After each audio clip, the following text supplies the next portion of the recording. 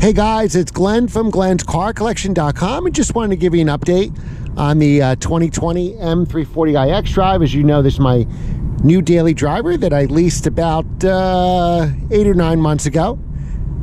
This is a really snowy winter in Jersey here. Let me tell you, we had 3 weeks ago, we had 30 inches of snow, followed by 3 inches here, 6 inches here, 8 inches here.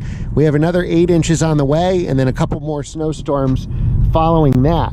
So I thought I'd give you an update before it's not able to drive. So one of the updates I wanted to give you is, how are these all-season run-flat tires? And now I'm going to tell you how they are regarding the snow. Now, this is probably one of the worst winters we've had in Jersey in quite some time, so I wouldn't say that this is indicative of a New Jersey winter. Typically, we get maybe 3 snowstorms, 6 to 8 inches. That's our typical winter, and most of that snow comes in February. This has been a terrible winter. We've probably had 50 inches of snow so far this month, and it's not even over yet.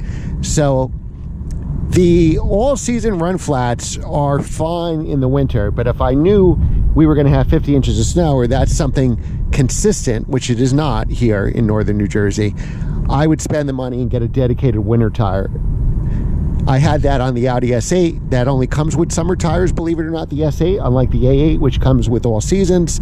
So for that reason, I bought a dedicated winter tires, wheels and tires, and it was phenomenal. We had one snowstorm a couple years back when I first got the car. Terrible. These are New Jersey and New York's smoothest roads. We had one terrible snowstorm in October when I first got the Audi, and unplowed roads. I had to get home, and while everybody was getting stuck, I got through with ease because I had dedicated winter tires. Now, if I knew that we're going to have big snowstorms like this, or if we did have it all the time, I would definitely get a dedicated set of winters, and then I would probably get summers for this car, and this car would be awesome with summers. So the way they come here in New Jersey and New York is they only come basically with run flat all season unless you order the car. I have a friend that ordered this car, and he got the summers.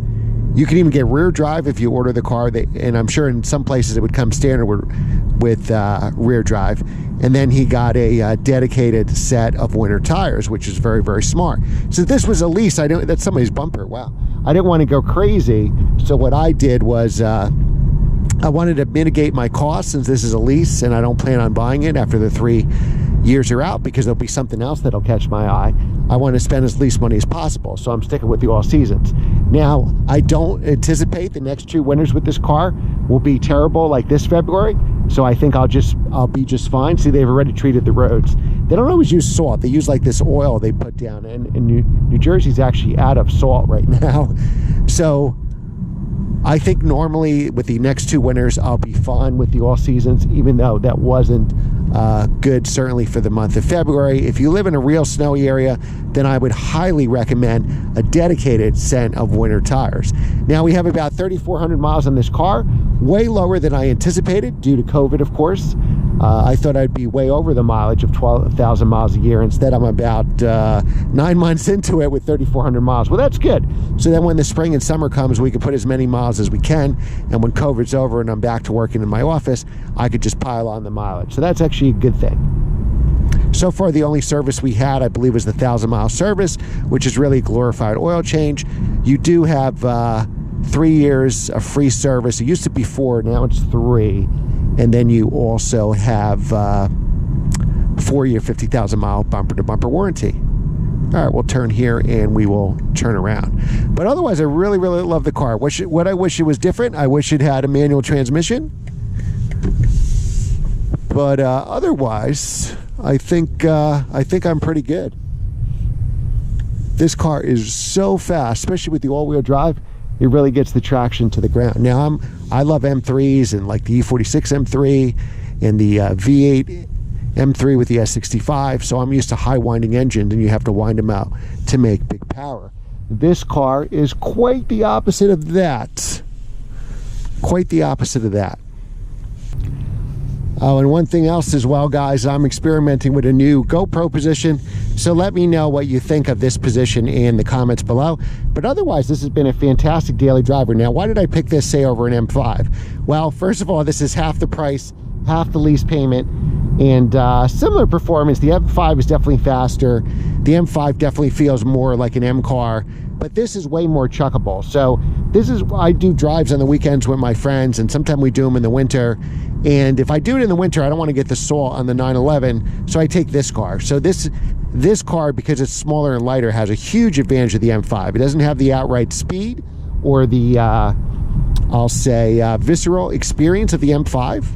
And though this M5, the current one, is not as visceral as the E39 or the E60 M5, it's still a blast to drive and enjoy. But this car is just more chuckable, so I prefer this.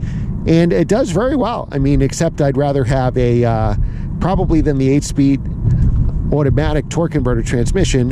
For those kind of drives, I'd rather have a manual. Since a manual is no longer available, I would like to have a dual clutch. I think that would make it more exciting than the torque converter automatic, but it really does a really good job. And though it may lack a little bit on high-spirited runs with downshifts and upshifts being as quick as a dual clutch, it does better in these situations downtown. If you're sitting in traffic, it does a fantastic job where you have to wait.